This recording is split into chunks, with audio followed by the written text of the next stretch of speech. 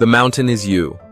Transforming self-sabotage into self-mastery. In this video, we'll walk through the 9 key parts of this book and learn how fear can help you grow. Introduction. What the mountain means. In the introduction of The Mountain is You, Brianna Wiest explains the main idea of the book using a strong image, a mountain. At first, many people think the mountain is something outside of them. They may believe their problems come from school pressure, family issues, bad luck, or other people. However, the author explains that the real mountain is often inside us. It is made of our thoughts, fears, habits, and emotions. These inner struggles quietly block our progress, even when we really want to move forward. The book introduces the idea of self-sabotage. Self-sabotage means doing things that stop you from reaching your goals, even when you know those goals are important. For example, you may want to do well in school, but you avoid studying because you feel afraid of failing. Or you may want to make new friends, but you stay quiet because you fear being judged. These actions may seem confusing, but the author explains that they are not accidents. The introduction teaches that self-sabotage usually comes from a place of protection. Your mind learned certain behaviors in the past to keep you safe. Maybe staying quiet helped you avoid embarrassment before. Maybe giving up early protected you from disappointment. These behaviors were helpful at one time, but as you grow, they can become barriers. The mountain forms when old habits no longer match who you are becoming. Instead of blaming yourself, the author asks you to become curious about your inner world. She explains that real change does not begin with forcing yourself to be different. It begins with understanding yourself better. When you know why you act in certain ways, you gain the power to choose new responses. The introduction prepares readers for a journey of self-discovery.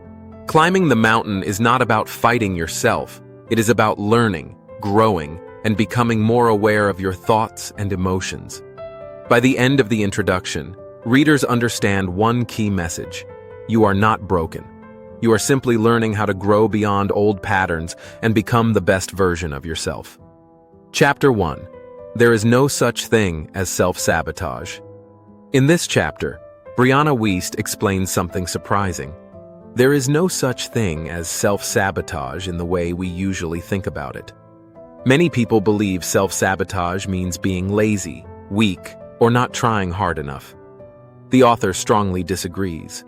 She explains that every behavior has a reason, even the ones that seem harmful. The chapter teaches that what we call self-sabotage is actually the brain trying to protect us.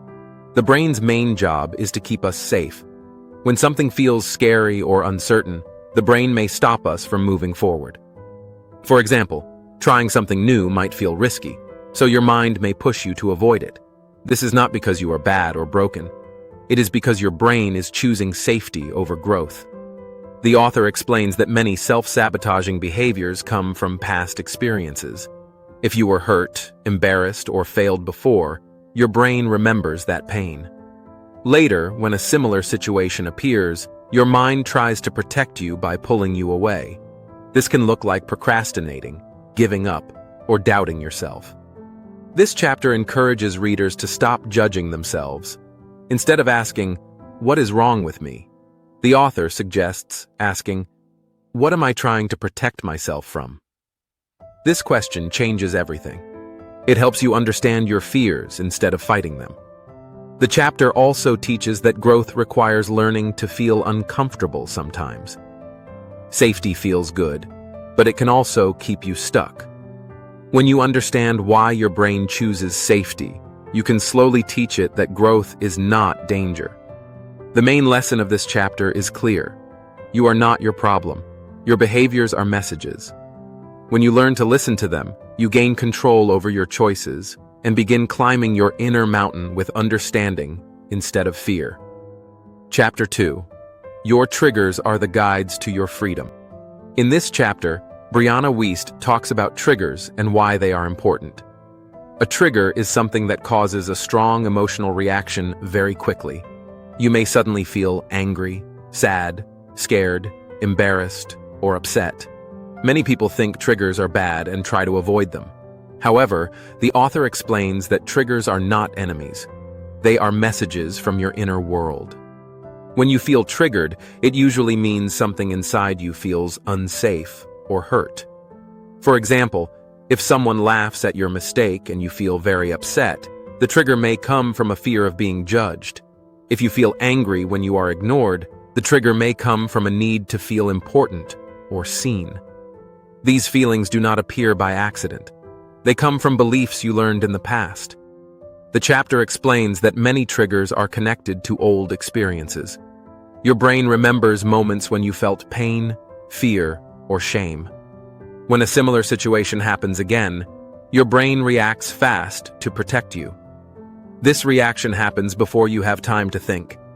That is why triggers feel so strong and sudden. Many people try to escape triggers by avoiding people or situations. Some distract themselves with phones, games, or food. Others blame themselves or feel ashamed. The author explains that this does not solve the problem. Avoiding triggers only hides them. They will come back again and again until you understand them. Instead, the book encourages you to pause and become curious when you feel triggered. You can ask yourself simple questions like, what am I really afraid of right now? What belief is hiding under this feeling? When did I feel this way before? When you ask these questions, you begin to understand yourself better. Triggers show you where you still need healing and growth. They help you see what beliefs no longer serve you. For example, you may discover that you believe you are not good enough, even though that belief is not true anymore. The chapter teaches that freedom comes from awareness. When you understand your triggers, they lose control over you. You do not have to react automatically. You can choose how to respond. Over time, your reactions become calmer and clearer. The key message of this chapter is very important. Your triggers are guides, not problems. They point the way to freedom. When you listen to them instead of running away, you grow stronger and more confident as you climb your mountain. Chapter 3. Building Emotional Intelligence. In this chapter, Brianna Wiest explains the idea of emotional intelligence.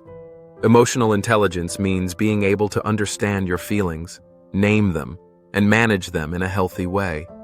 Many people feel emotions all day long, but they do not stop to think about what those feelings mean. When emotions are ignored, they often control our actions without us noticing.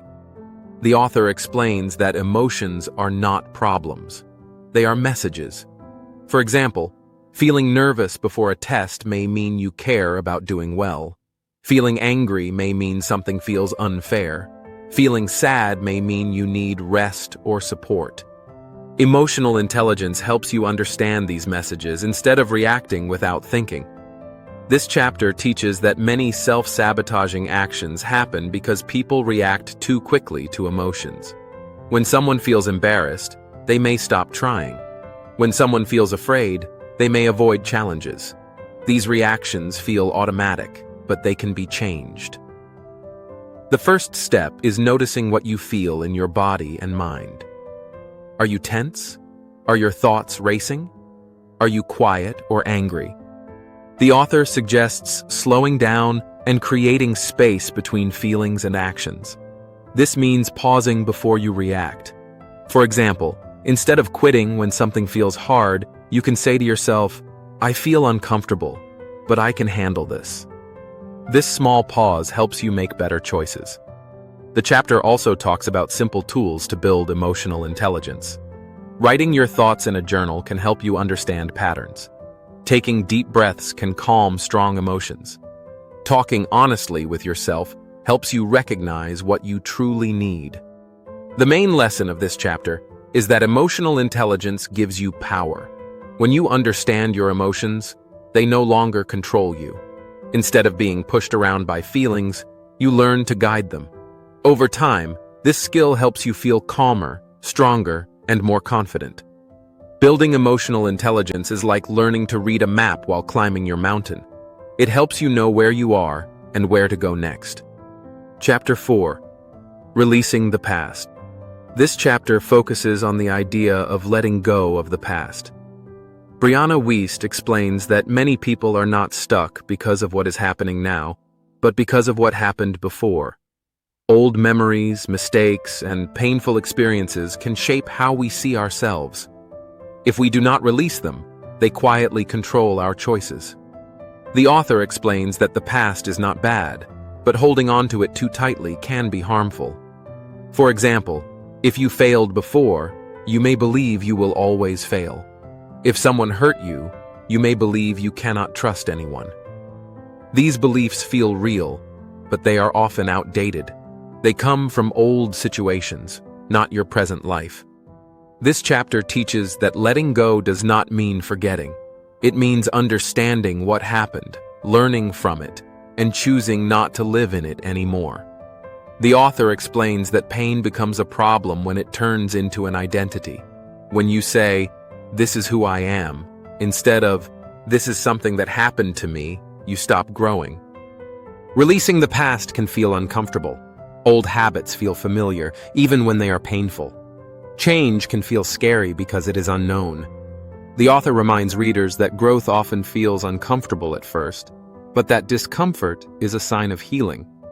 The chapter encourages readers to ask questions like, "What story am I telling myself?" And, "Is this belief still true today?" By asking these questions, you begin to separate your past experiences from your present choices. The key message of this chapter is that you are allowed to change. You are allowed to grow beyond who you were. When you release the past, you create space for new habits, new thoughts, and a new future. Letting go is not weakness, it is courage. Chapter 5. Building a New Future. In this chapter, Brianna Wiest explains how to start building a new future after understanding your emotions and releasing old patterns. The author reminds readers that knowing yourself is important, but real change only happens when you take action. This chapter focuses on turning insight into daily choices. The chapter introduces the idea of the future self. Your future self is the person you want to become. This person is calmer, stronger, and more confident. Instead of only thinking about goals, the author asks you to think about identity. She encourages asking questions like, "Who do I want to be? How does that person act every day?" Building a new future does not mean making huge changes all at once. The author explains that big changes often fail because they are too hard to keep. Instead, real change comes from small, steady actions. For example, if your future self is responsible, you start by finishing small tasks. If your future self is brave, you practice speaking up a little more each time. The chapter explains that your daily habits shape your life. What you do every day matters more than what you plan to do someday. Even small actions, when repeated, become powerful. Each small step is like placing one stone on a path up the mountain. The author also talks about patience. Change takes time. You will make mistakes and fall back into old habits sometimes. This does not mean you failed, it means you are learning. The important thing is to notice the mistake and return to your intention. Growth is not a straight line. Another key idea in this chapter is responsibility. Building a new future means accepting that your choices matter. You cannot control everything, but you can control how you respond. When you take responsibility for your actions, you feel stronger and more confident. The chapter ends with a hopeful message. Your future is not decided by your past. It is built by what you choose today. Every small action that matches your values helps shape the person you are becoming. Step by step, you move forward. The mountain does not disappear, but you become strong enough to climb it. Chapter 6. From self-sabotage to self-mastery. In this chapter, Brianna Wiest explains how a person can move from self-sabotage to self-mastery. Self-mastery does not mean controlling everything or being perfect. Instead, it means understanding yourself well enough to make better choices, even when things feel difficult. The author reminds readers that self-sabotage comes from fear, but self-mastery comes from awareness and practice. The chapter begins by explaining that many people repeat the same harmful patterns because they do not fully understand why they act that way. Once you understand your emotions, triggers, and past experiences, you gain the power to choose differently. Self-mastery starts when you stop reacting automatically and start responding with intention. The author explains that self-mastery is built through small, daily decisions. It is not a single moment of change. For example, when you feel nervous, self-sabotage might tell you to quit. Self-mastery tells you to pause, breathe, and try anyway. Over time, these small moments of choice shape who you become. This chapter also teaches the importance of self-trust. When you keep promises to yourself, even small ones, you begin to trust yourself more. That trust makes you feel stronger and more confident. Self-trust grows when your actions match your values. The author reminds readers that self-mastery includes compassion. You will still make mistakes. You will still feel fear sometimes. Self-mastery does not mean you never struggle. It means you do not give up on yourself when things are hard. Another key idea in this chapter is responsibility. Taking responsibility does not mean blaming yourself. It means recognizing that you have power over your choices. When you accept responsibility, you stop waiting for others to change and begin changing yourself. The main lesson of this chapter is clear and empowering. You are capable of growth. When you understand yourself and practice responding with care and intention, you slowly turn self-sabotage into self-mastery. You become stronger, wiser, and more confident as you continue climbing your mountain. Chapter 7. Practical Tools for Self-Mastery. In this chapter, Brianna Wiest shares practical tools to help readers turn understanding into action. The author explains that insight alone is not enough. Knowing why you feel or act a certain way is important, but real change happens when you practice new habits every day. One key tool in this chapter is self-reflection. This means taking time to think about your thoughts and actions. Writing in a journal can help you notice patterns. For example, you might write about moments when you felt triggered or avoided something. Over time, this helps you understand yourself more clearly. Another tool is mindful awareness. This means paying attention to the present moment without judging yourself. When you feel a strong emotion, instead of reacting right away, you pause and notice it. You may say, "I feel nervous right now," instead of acting on that feeling. This pause gives you more control. The chapter also talks about changing negative thoughts. Many people have thoughts like, "I am not good enough," or "I always fail." The author explains that these thoughts are habits, not facts. By noticing them and gently replacing them with healthier thoughts, you change how you feel and act. Building routines is another important tool. Simple routines help your brain feel safe and focused. Doing small things at the same time each day can build discipline and confidence. These routines support your future self. The author reminds readers that tools only work when they are practiced. Change takes time. Using these tools again and again helps them become natural habits.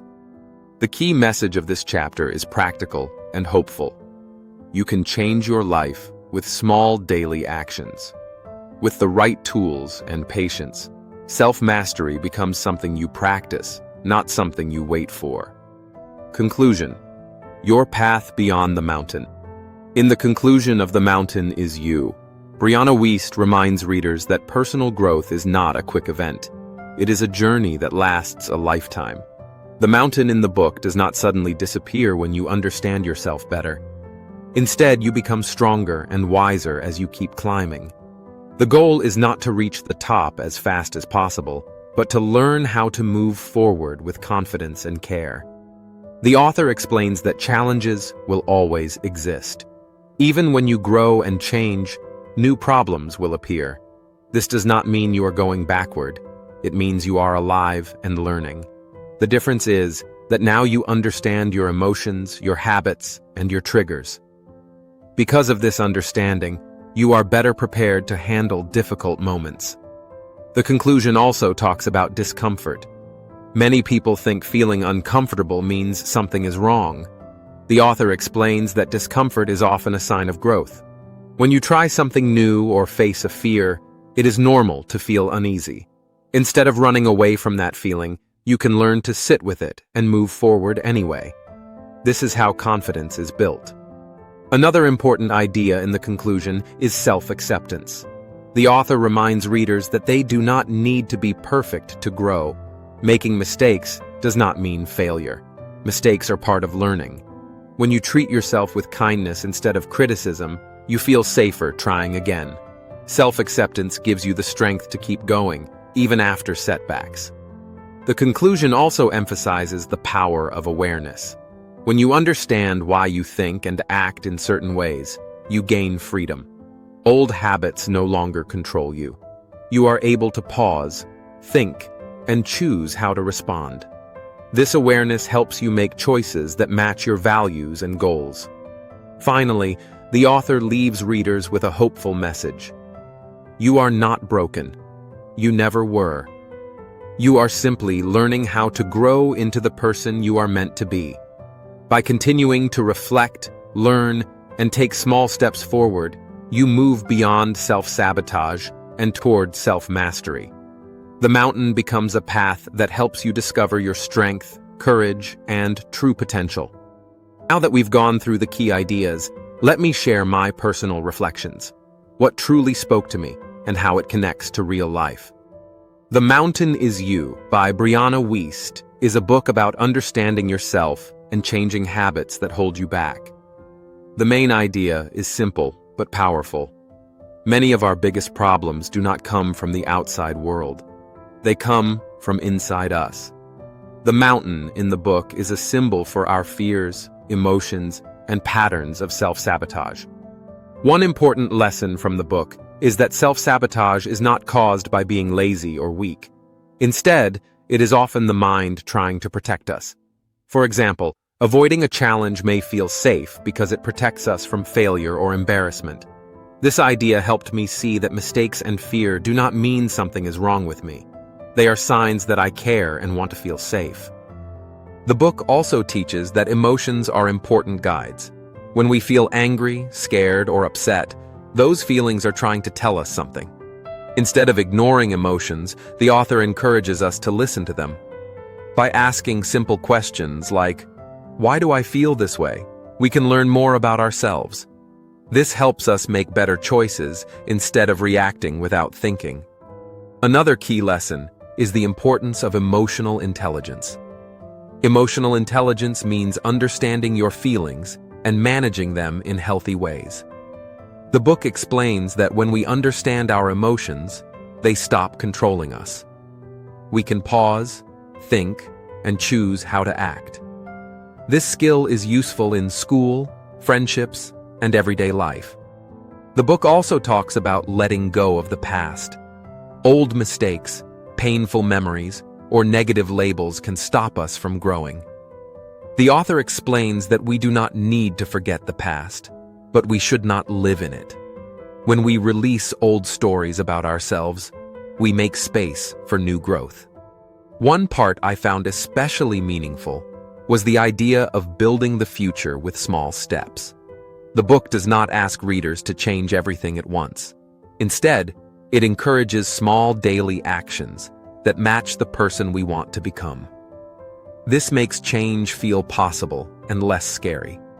Overall, The Mountain Is You teaches that growth comes from self-understanding, patience, and kindness toward yourself.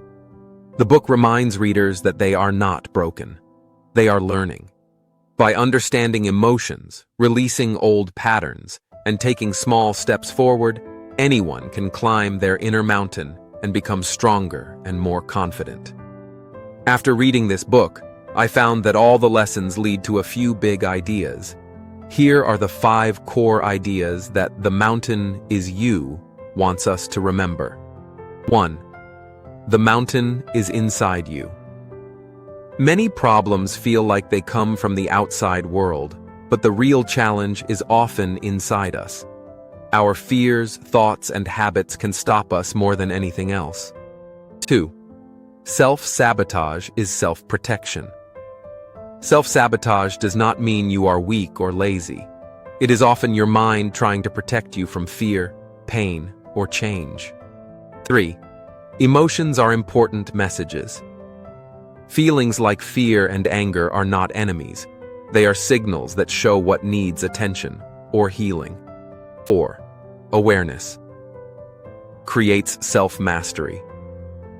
When you understand your thoughts and emotions, you gain control over your actions. This awareness helps you choose how to respond instead of reacting without thinking. 5. Small steps create big change. You do not need to change everything at once. Small daily actions slowly help you climb your inner mountain and grow stronger. So, if you see yourself in these ideas, remember that change starts with awareness and small steps. Like this video if you want more insights, and subscribe for more brilliant thoughts.